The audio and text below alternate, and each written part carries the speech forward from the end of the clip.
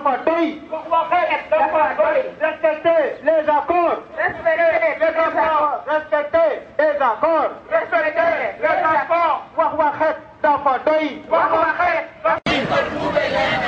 École poubelle y'en a marre.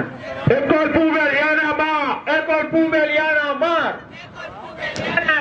École poubelle y'en a marre. Les accords parce que dès leur arrivée, ils avaient trouvé une formule disant qu'ils n'allaient signer que des accords réalistes et réalisables.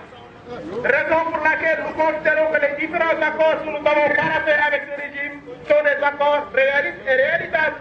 Raison pour laquelle nous demandons au président Sall et à son équipe de respecter les différents engagements pris avec les enseignants. C'est pas des engagements. C'est que tous les sortants des écoles de formation d'enseignants puissent être recrutés. Nous avons récemment assisté au suicide collectif de nos jeunes frères de la formation diplômante de la FASTEF. Est-ce normal? Sont tombés. 28, je dis bien. Et la plupart sont tombés parce qu'ils ne tiennent plus. Le travail, il est énormissime, mais il y a le découragement et la démotivation malgré tout. Les enseignants tiennent debout. Tous les enseignants, de l'élémentaire au supérieur, sont les plus grands patriotes de ce pays et il faut que les gens le sachent. Aujourd'hui, c'est très clair. Quand vous prenez la retraite, quand vous allez à la retraite, quelques années après, malheureusement, c'est le trépas. Parce que les conditions de la retraite sont extrêmement médiocres. Personne ne mérite un tel sort. Et cela se passe dans notre pays. Quand vous faites le bilan, ce que les enseignants demandent, ce que le système éducatif demande, 1/10 du budget du palais, je dis bien seulement 1/10 du budget du palais, suffit largement pour régler, pour même sauver ce système éducatif du Sénégal. C'est réalisé aujourd'hui entre toutes les composantes de notre nation encore debout continue.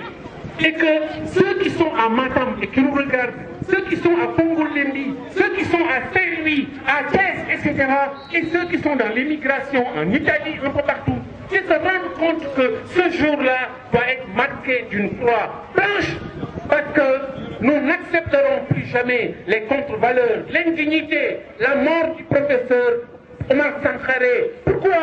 Mais qu'est-ce qui arrive dans ce pays? Mais qu'est-ce que c'est ça?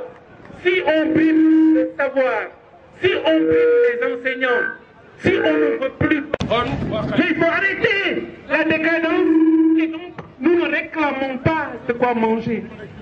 C'est faux. Nous réclamons simplement la dignité élémentaire pour pouvoir servir ce pays, faire de cette nation de Thierno Souleymane Baal, de El Hadji Omar et de tant d'autres de Khadimou Rassoul, un des principaux phares de développement de l'Afrique. Oui, je le dis et je le maintiens parce que je l'ai écrit. Le monde actuel a besoin de l'Afrique. Les solutions de M. Obama, de M. Hollande, elles sont où? Elles sont ici chez nous. Mais saurons-nous accepter que nous sommes plus que la manière dont on nous traite? La manière dont on nous traite, elle est inacceptable. Cheikh Anta l'a dit, Khadimou Rassoul l'a dit, Thierno Souleymane Baal également. Et donc, le problème, c'est ce défi nouveau. Je souhaite, je prie que l'Afrique écoute sa voix.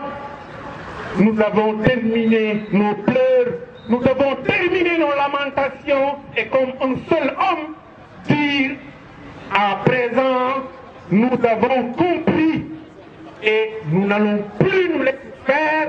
Et donc, demain, il fera jour. Vive la République!